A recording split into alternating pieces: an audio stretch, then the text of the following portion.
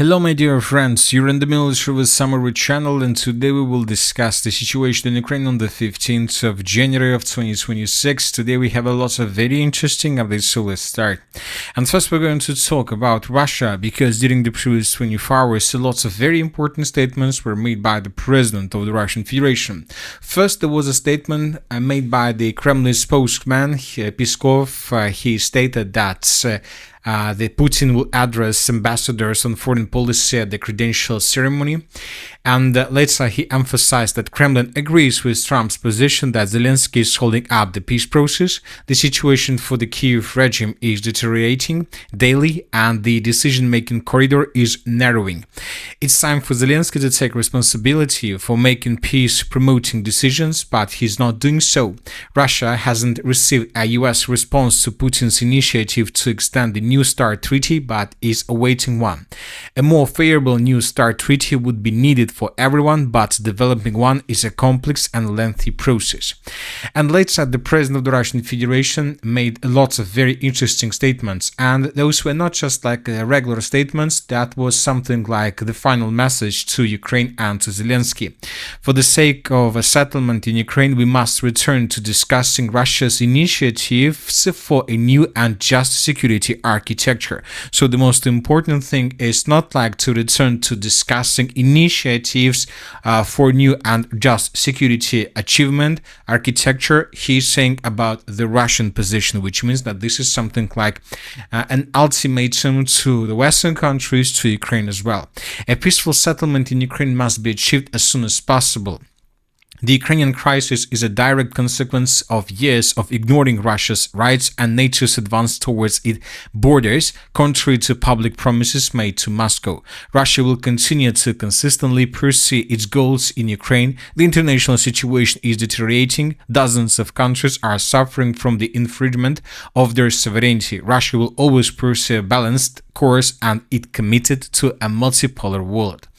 Once again, this is not just a message, this is something like the last warning to Zelensky and to Ukraine, which means that the Russian Federation is ready. But the question is what the Russians are ready for.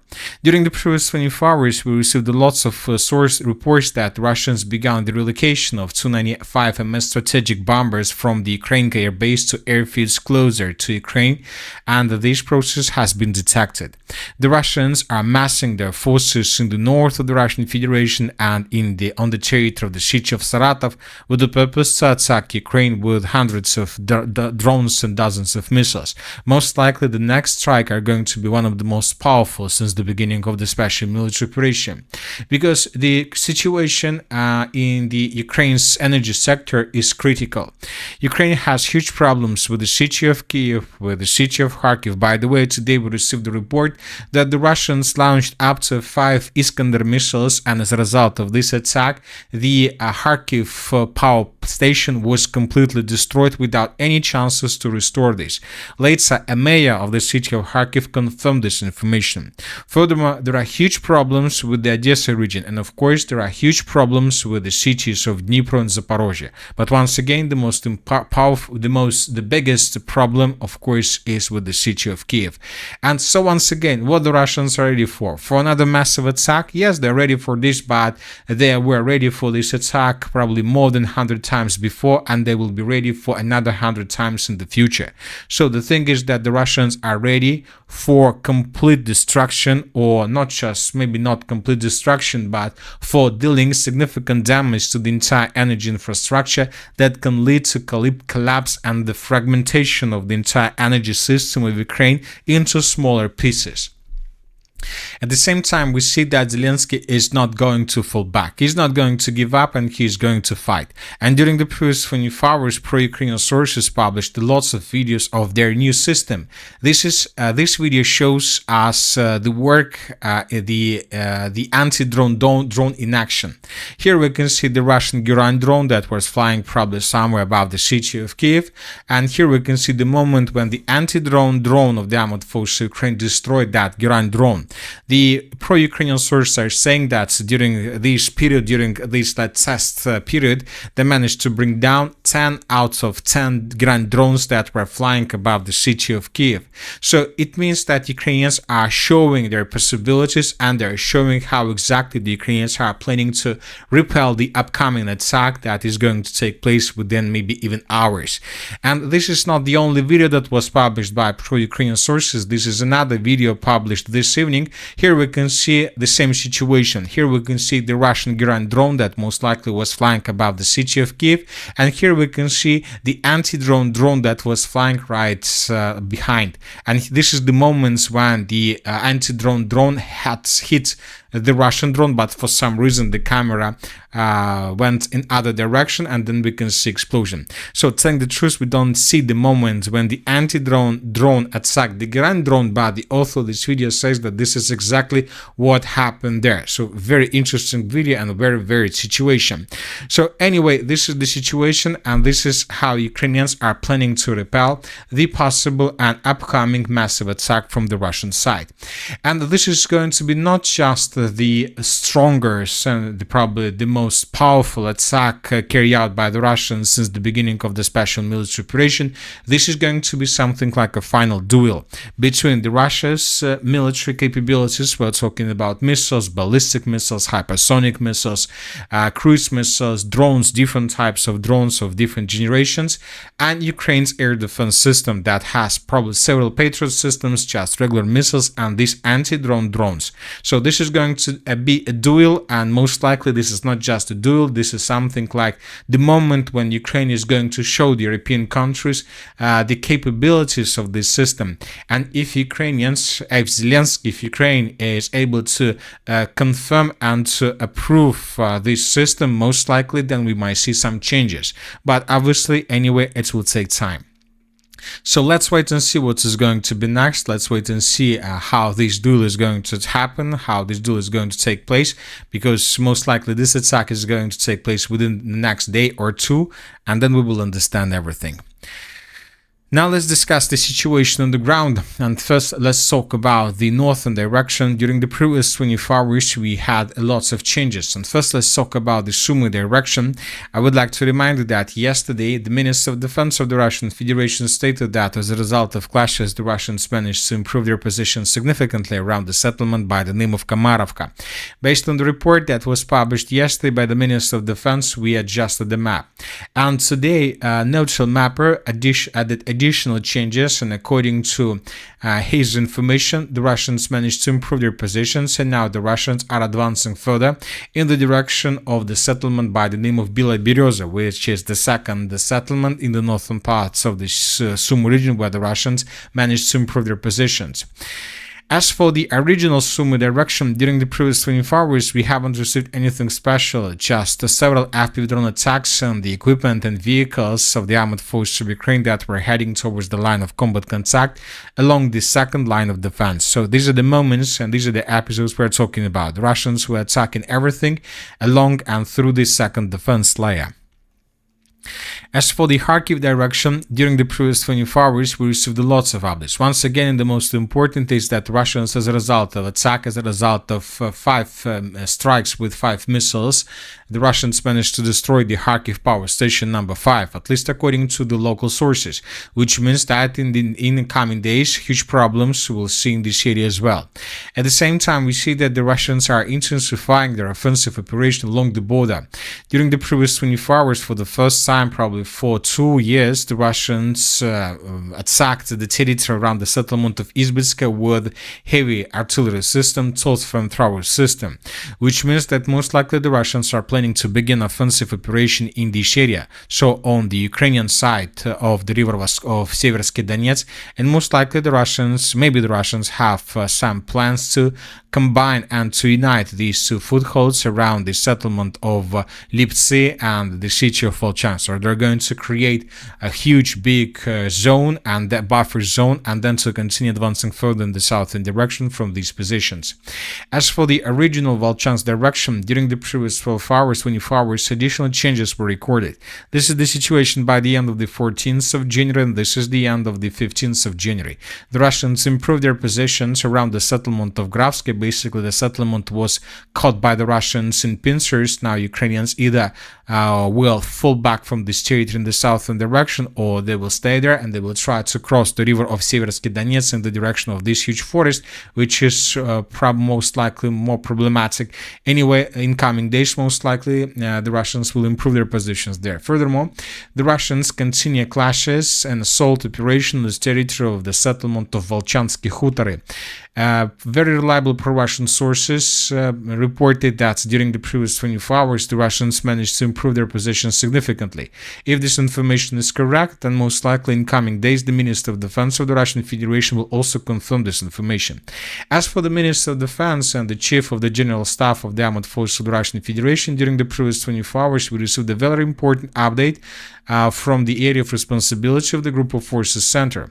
Valery Gerasimov came to the headquarters of the Group of Forces Center, where he had an inspection, where he received reports from different commanders, and it seems I would like to remind you that the Group of Forces Center is responsible for the Dobropolye directions, used to be responsible for the Pokrovsk and Mirnograd directions, and most likely this visit and this inspection means that the Russians are about to finish their greatest regrouping in this area, and most likely in coming weeks the Russians will launch their major offensive operation in the Dobropolye direction with the purpose to get the Kharkiv region from the south, so basically to finish the battle for the Donbas.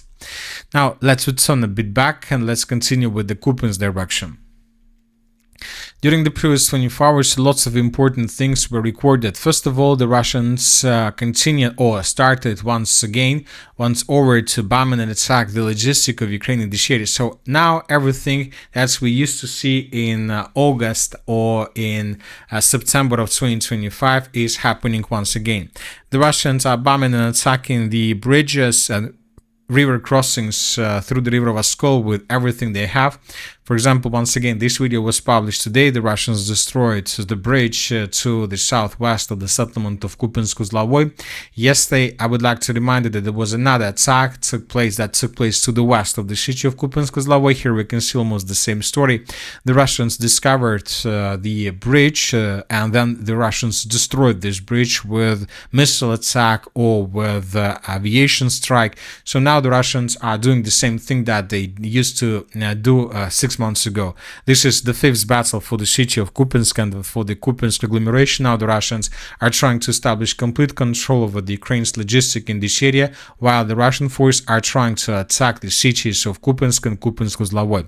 But at the same time, the chief of the General Staff of the Armed Forces of the Russian Federation, Valery Gerasimov, emphasized that the Russians are about to finish the battle for the city of Kupiansk-Uzlovoy. So when talking about his reports and the things that we might see through maps of different mappers, we can see completely different things. So according to Valery Gerasimov, the city of Kupiansk-Uzlovoy is about to be captured by the Armed Forces of the Russian Federation. We don't see this on the maps, but if he says, most likely in coming days he will provide us some proofs. Now let's talk about the Barova direction. During the previous 24 hours, lots of very important updates came from this area. Neutral mappers reported that Russians during the previous 24 hours managed to improve their positions significantly around the villages of Nova Yegorivka and Nova Yegorovka Western and the Eastern. So Russians captured this village, and some sources emphasized today that the Russians managed to improve their positions even further in the western direction. So what is the importance of this piece of news, despite the fact that there are just small villages? The thing is that the Russians control more than 99% of the Lugansk region, so 99.7. So which means that there are just few square kilometers, few hundreds or dozens of square kilometers left, and Russians will be able to establish complete control over the Lugansk region. So the progress and this progress on the ground around the villages of Nova Yegorovka tells us that most likely the Russians are tasked to establish complete control over the Lugansk region within the next weeks or days.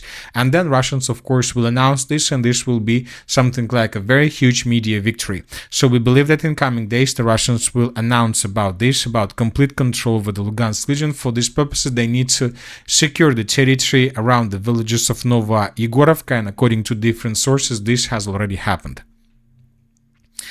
As for the Liman direction, during the previous 24 hours, the Russians continue destroying the Ukraine's logistics in this area. Another bridge was attacked in this area, and the video was published by pro-Russian sources. Here we can see the attack, how the Russians attacked the bridge with the Tornado S missile system.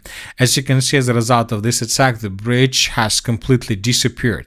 So this is the situation in this area, and this is very important because the Ukrainians still have possibilities to send forces in the direction of the city of Liman, and now the Russians are trying to reduce these capabilities as much as possible. And only then the Russians will begin their major offensive operation.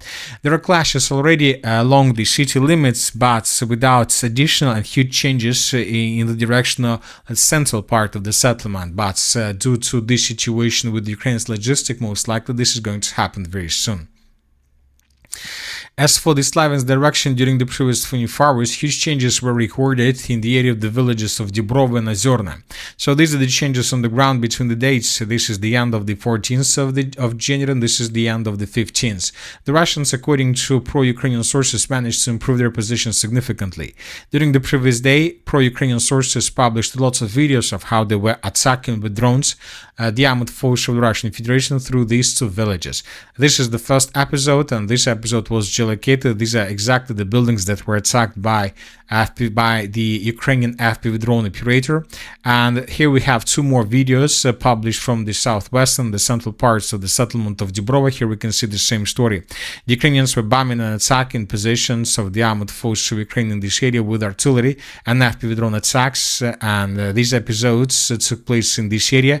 And based on these 2 or 3 videos or 2 or 3 episodes, we have adjusted the map. So these are the changes on the ground between the dates. This is the end of the 14th of January, and this is the end of the 15th of January. As we can see, the Russians are about to finish the battle for every single settlement and town to the north of the river of Seversky Donetsk, right exactly in this area. And then from these positions, Russians will try to continue offensive operation further in the direction of the villages of Stara Karavan, Brusovka. Maybe Russians will try to cross the river of Seversky Donetsk with the purpose to begin offensive operation towards the settlement of Kriva Luka. As of now, the Ukrainians are holding the lines. It's very difficult process, but they're holding the Russians. They're moving, but not so fast as they used to move right after the end of the battle for the city of Seversk, the most important. But the key word is that the Russians continue advancing. During the previous 24 hours, additional changes on the ground to the west of the city of Seversk were also recorded. The Russians are maintaining the lines, so the Russians are shortening the distances and preparing themselves before moving further in the direction of the settlement of Raya Alexandrovka. As for the Konstantinovka direction, we have already discussed, we haven't received anything special during the day in comparison with the previous video. The most important thing is that Russians most likely finished the battle for the Kliban-Bytska water reservoir, and they finished the battle for the territory around. This video was published by a pro-Ukrainian source, and according to this video, the Ukrainians were attacking Russians right exactly at this point. Based on this video, we have adjusted the map, and these are the changes. So it seems that the Russians are about to finish the battle for the territory along N20 and R32 roads.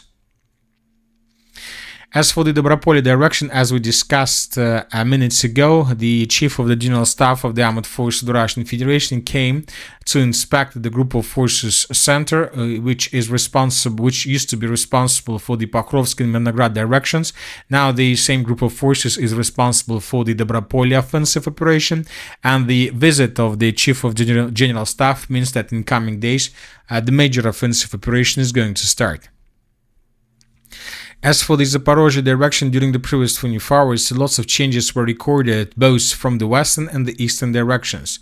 The Russians continue fighting for the settlement of Ternovata, but we haven't received anything from this area since probably the beginning of 2026. At the beginning or at the end of the 2025, pro-Russian sources stated that they managed to cut in pincers the settlement of Ternovata, but yet without additional changes on ground, which means that there were heavy clashes, or the Ukrainians managed to stabilize the situation. At the same time, as for the city of Gulyai-Polye, during the previous 24 hours, the Russians improved their position significantly along the river of Gaichur. The Russians captured at least 3 or 4 strongholds in this area, and there are just 2 or 3 left. We are talking about the strongholds between the villages of Alexandra, Konstantinovka and Priluki. We're talking about this territory, but due to the current pace of offensive, we believe that the Russians will take this territory under complete control within the next days. As for the western Zaporozhye direction, it seems that Ukrainians are not planning to fight for fields and for this gap between the next defense layer and the city of Stepnogorsk. We're talking about these territories. As you can see, we have changes on the ground that were provided by different mappers. The Russians continue advancing without almost any resistance from the Ukrainian side. Furthermore, neutral mappers stated that Russians during the previous days sent lots of groups of sabotage and reconnaissance forces that managed to improve their positions and to answer different villages and towns in this area, trying to understand and to check the common situation with Ukraine's defense. So most likely in coming days we will receive additional changes, but we expect that despite additional progress in the northern direction, first of all, the Russians are tasked to attack the city of Orekha from the west, from the direction that the city and the defense of Orekha wasn't designed for. And that's it for today. Military with Summary channel reminds we condemn any violence in the world. Thank you for watching. Subscribe to my channel, put your likes, join my Patreon, and have a good day. Bye bye.